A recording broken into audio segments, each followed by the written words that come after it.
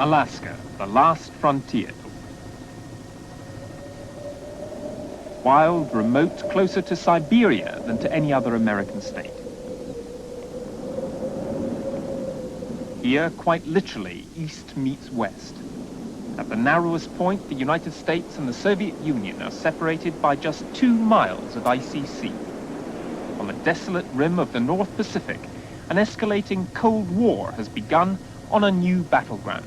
This is Top Rock with an active air scramble. Authenticate Yankee Kilo. Scramble Alpha Papa 4-1, Alpha Papa 4-2, 2 F-15s for immediate departure from Galena. The Top Rock Control Center is where American strategists fear they may well receive the first warning of an imminent Soviet strike against U.S. targets. Today, in what has become a weekly occurrence, the Alaskan radar network has identified a potential intruder, a Soviet bomber or spy plane flying towards American airspace close to some of the United States' most secret intelligence facilities.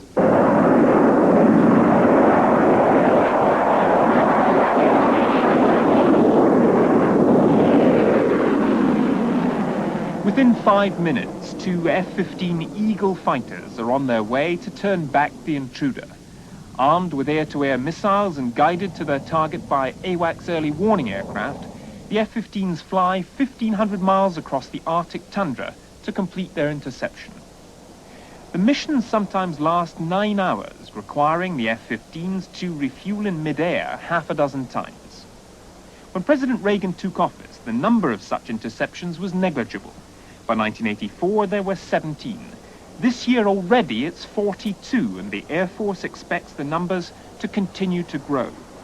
The result has been that while American and Soviet diplomats turn their thoughts to arms reduction in Europe, in the one place in the world where the 2 superpowers live as neighbors, the Pentagon sees a second front and a real and present danger. General P.X. Kelly was Commandant of the Marine Corps and a member of the Joint Chiefs of Staff, or JCS, until he retired this summer. He's also one of the architects of a new maritime strategy, enabling the U.S. to take on the Soviets more aggressively in the Pacific. We both see the tremendous value of the Pacific Basin. We both have experience in the Pacific, but now we're posturing to make sure that if and when conflict does break out, we are in the best position, we, the United States, are in the best position to defeat the Soviet fleet.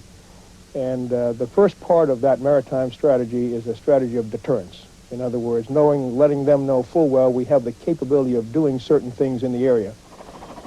The certain things America has done in pursuit of the new strategy have been forceful and spectacular. As the former Chief of Naval Operations put it, we go for the jugular to demonstrate the clear superiority of American forces in the area. The number of major surface ships in the U.S. 7th Fleet in the Western Pacific has been doubled in 6 years, and the biggest ever American naval exercise in peacetime was staged in the North Pacific. Former Navy Secretary John Lehman is the leading political advocate of the new strategy. A problem of American foreign policy and European policy has been Eurocentrism. You know, this is the 40th anniversary of the Marshall Plan, and it's time that we all got a little more maturity and recognized that now the world is much more interdependent than it was. The Pacific Basin is no longer the third world. Europeans must come to recognize that the United States ties, economic, financial, and other interests now are significantly more complex in the Pacific, and our focus is increasingly, relative to Europe, shifting to the Pacific. The map explains Lehman's concern. Vladivostok is the base for the Soviet Pacific Fleet, recently augmented by some of the most modern ships they've ever constructed. Petropavlovsk is a major submarine base, and the Kamchatka Peninsula is the main splashdown area for ballistic missile tests. It's estimated that 40% of Soviet submarine-launched nuclear missiles are based in this area. Moreover, 1/3 of all United States oil supplies come from the Alaskan pipeline, strategically far more significant than anything from the Middle East.